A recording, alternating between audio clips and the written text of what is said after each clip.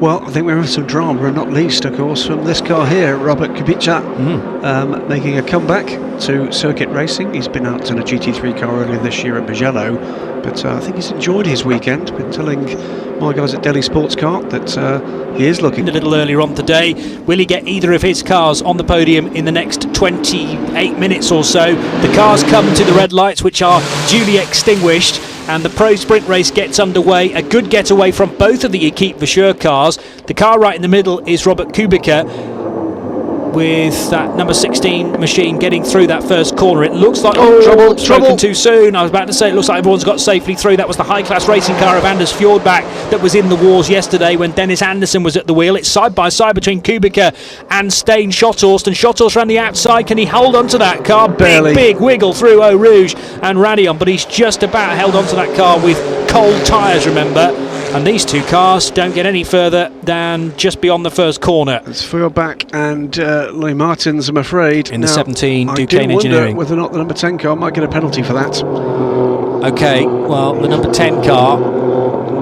Stein Schotthorst, and one of the Oregon cars across the infield at Les Combes as well. But Stein Schotthorst retained that place, but by going off track. I'm with you, yeah, at Eau Rouge.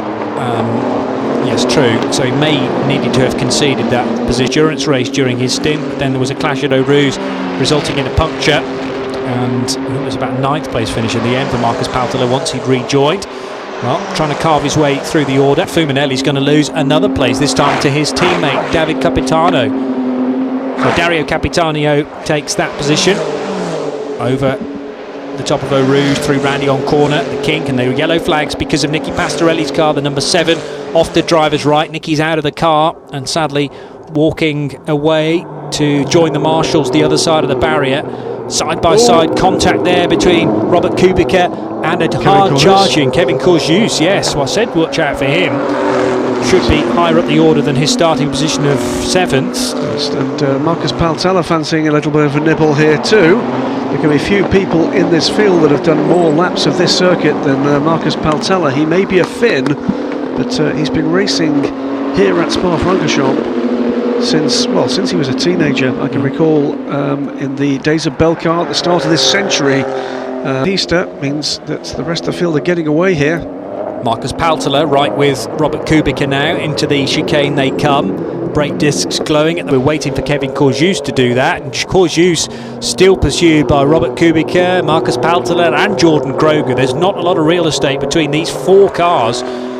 Paltela's level of urgency to get back by Kubica is just turned up a notch, and that's because Jordan Groger is now a real threat to the Finnish driver ahead, as is Raoul Owens, who's closing up on. But they're within touching distance of each other.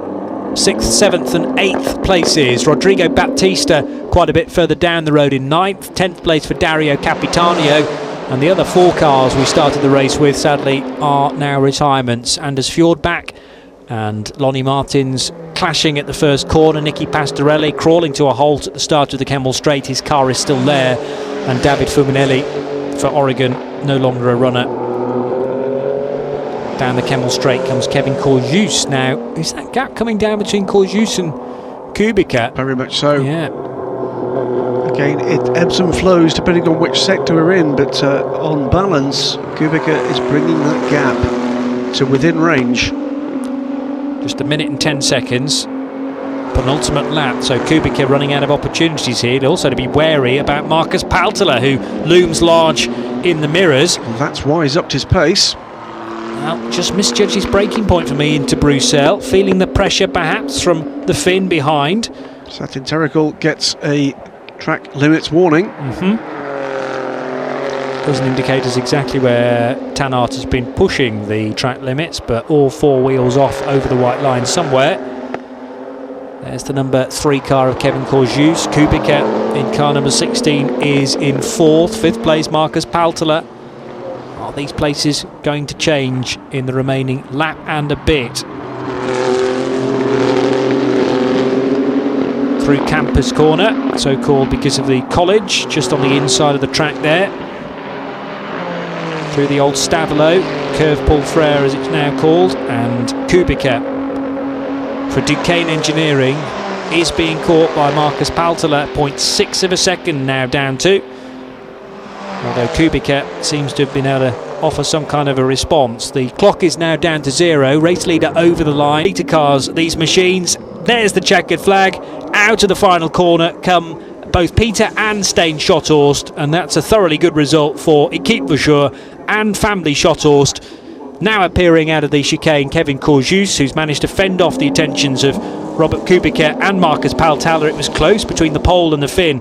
Peter Schotthorst in a great position here to seal up the championship. There are 2 more races to come though for the pros. Peter Schotthorst winning by 0.4 of a second from Stein Schotthorst, his cousin, and then RSGP getting 3rd position with Kevin Courjus. 4th place Robert Kubica. 5th place Marcus Paltela ahead of Jordan Groger, Raoul Owens, and Tanot Satin-Terrigal just by 5 seconds in the end, but he crucially really struggled to get the car over the line at the death. It was crawling over the grid hatchings, and thankfully for him, he managed to retain 8th position. He would like it to have been 6th, I'm sure, because he was battling with